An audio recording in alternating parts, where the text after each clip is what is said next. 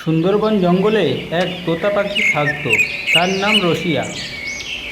ও দেখতে খুবই সুন্দর ছিল।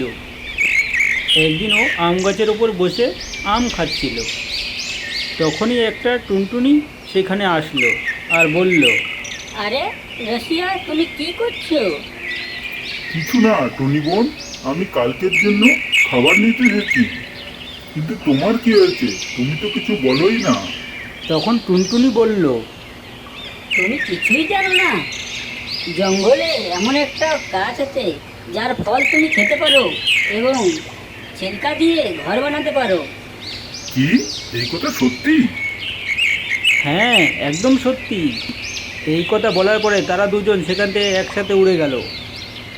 রসিয়া আর টুনি পাখি একসাথে যেতে যেতে দেখলো সেই গাছ। ওই গাছ দেখে টুনি পাখি বলতে লাগলো, সেই গাছ দেখে রসিয়া তোতা এবং টুনি মনে মনে খুবই খুশি হলো।